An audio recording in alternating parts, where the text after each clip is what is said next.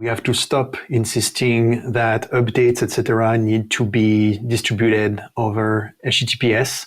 And very often when I say that, all my security friends and even non-friends are like, no, you don't know what you're talking about. It's very important because we have this and this and this attacks.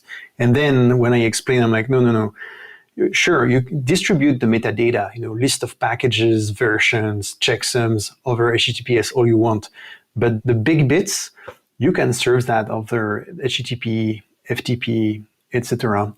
And the reason being that serving over HTTPS costs a lot of money, not because TLS is complicated or whatever, but because if you're using HTTP or FTP, you can just let the world mirror your stuff. That's the way that Debian and Slackware and all these distros have operated for decades, like on a shoestring, like for the budget.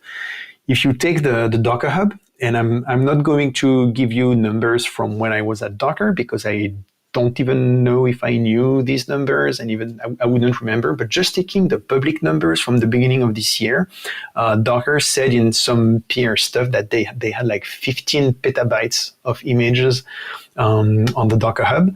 So storing that on S3 would be at least $300,000 a month, not counting transfer.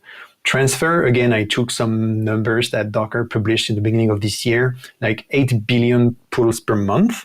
And I went with like on average 10 megs per pull, which is really low. That gives you a bill of $4 million per month just to operate the Docker Hub. And these are pretty optimistic estimations.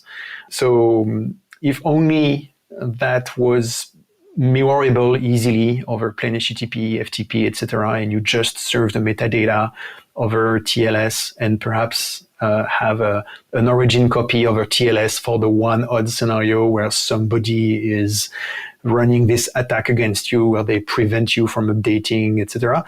I'm not saying that this would have changed the fate of Docker, but I'm curious to see what the parallel universe where things have been made differently in that regard looks like.